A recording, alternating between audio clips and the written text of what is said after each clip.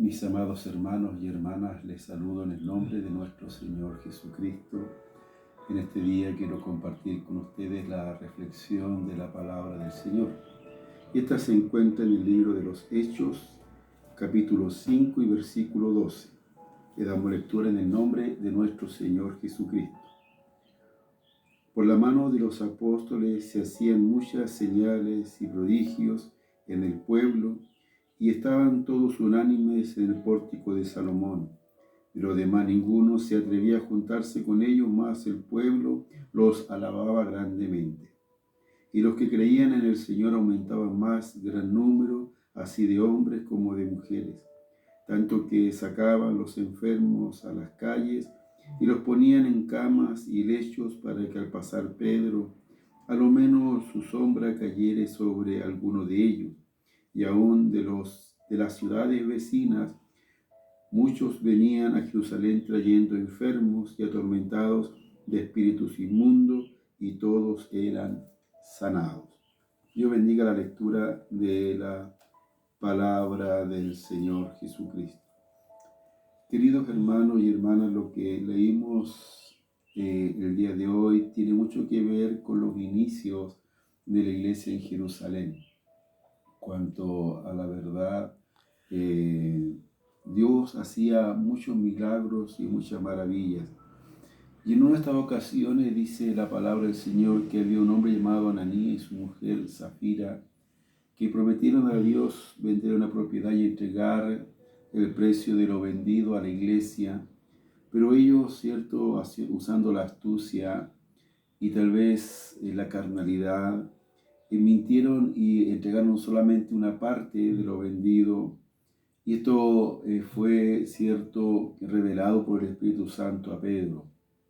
Y Pedro, cierto, los confronta y ambos mienten acerca del precio, y los dos mueren a causa de este pecado. Eso trajo, cierto, como consecuencia que mucha gente tuvo temor y también mucha gente creyó en el Señor. Que Dios nos ayude y nos bendiga. Esto pasaba porque tal vez Ananí y Zafira aún no habían nacido de nuevo, y porque tal vez habían conocido a Dios, pero no vivían de la forma que Dios quiere que vivamos. Ahora, refiriéndonos a la palabra del Señor, Dios, cierto, estableció su iglesia para poder, cierto, estar en medio de su pueblo. Y la verdad, la labor de la iglesia no es solamente sanar las enfermedades físicas, porque las enfermedades físicas, hermanos queridos, Dios las sana, pero usted y yo un día vamos a morir y esa sanidad también se va a terminar. Dios quiere más bien sanar al hombre de su espíritu, libertarlo de la cautividad del pecado, cambiar su vida, y esa es una sanidad espiritual. De esa forma Dios quiere sanarnos mayormente, porque esa sanidad espiritual es eterna.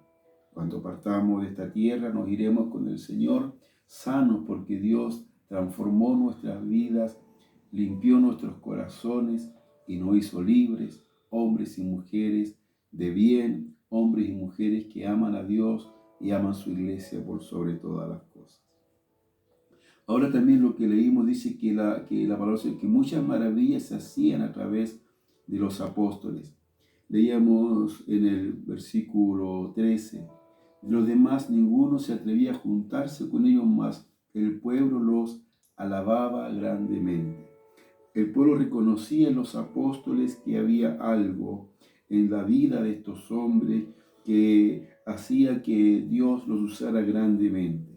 Que Dios nos aumente la fe y nos aumente la confianza. Ahora, ¿por qué tal vez muchos, viendo el testimonio y viendo las obras y las maravillas que hacían los apóstoles, por qué no se querían juntar con la iglesia? Que el Señor nos ayude. Y esto también pasa en estos tiempos, creo, porque muchos no quieren llegar a la iglesia porque no quieren o no querían hacer la voluntad de Dios. Y muchas veces nosotros, la gente, no quiere venir a Cristo porque prefiere hacer la voluntad de los hombres antes de la voluntad del Señor. Esos hombres que no quieren hacer la voluntad de Dios, viendo las maravillas y los prodigios que Dios hace, son hombres que están enfermos, mujeres que están enfermas espiritualmente.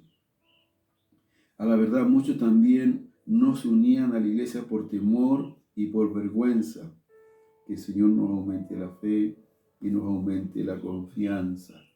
Recordemos, queridos hermanos, que mucha gente, aunque ve la gloria del Señor, pero por la vergüenza del que dirán, ya no se acercan a Cristo, no sirven al Señor, como muchos de estos hombres ahí en Jerusalén.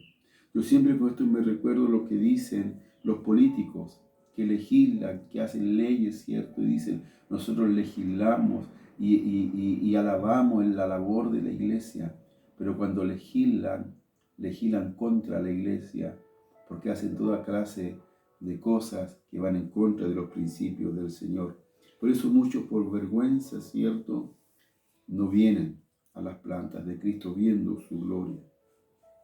Y algunos, ¿cierto?, también por falta de valor y de humildad, porque no les gusta, ¿cierto?, que lo vean de una forma que tal vez no les acomoda. La gente que tiene poder, la gente que tiene autoridad, la gente que tiene riqueza, no les gusta que lo vean, ¿cierto?, con gente tal vez sencilla como nosotros los que servimos al Señor, o no tienen el valor suficiente para, hermanos queridos, decir que son verdaderos hijos del Señor. Que Dios nos aumente la fe, que Dios nos aumente la confianza.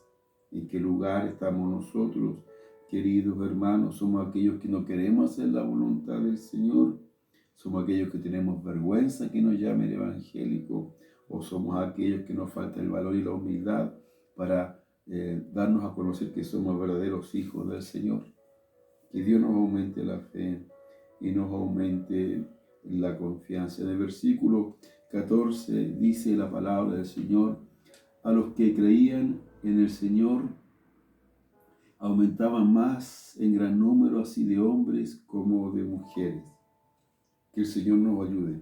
A pesar, queridos hermanos, de todo lo que sucedía, la persecución, a pesar del miedo, de la vergüenza, ¿cierto?, del poco compromiso, igualmente la iglesia crecía, la iglesia aumentaba, queridos hermanos y hermanas.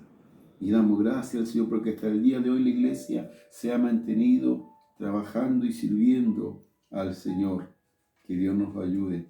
Siempre la iglesia, aunque ha tenido mucha oposición, pero siempre la iglesia ha seguido creciendo en todas partes del mundo.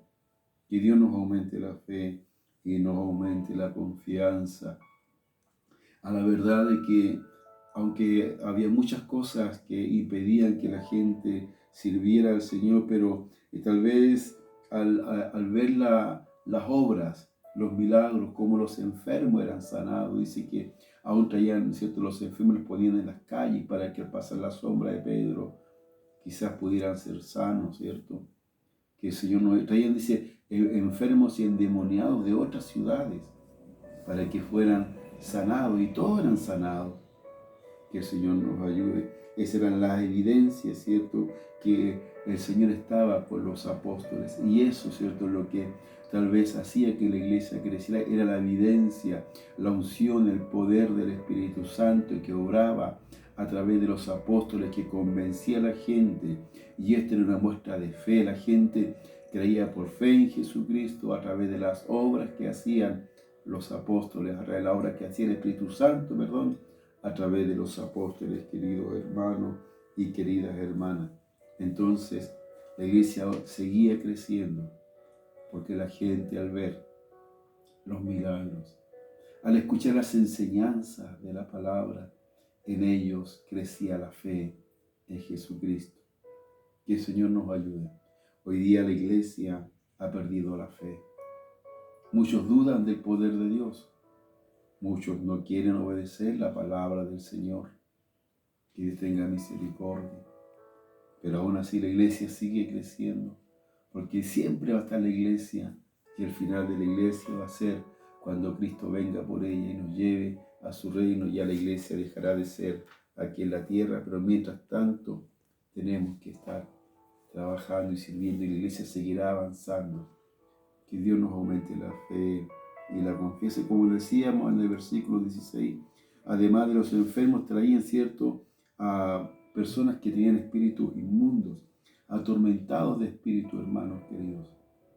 Estos son hombres que están presos, que están cautivos espiritualmente, enfermos espiritualmente, y Dios quiere sanarlos, quiere libertarlos, hermanos.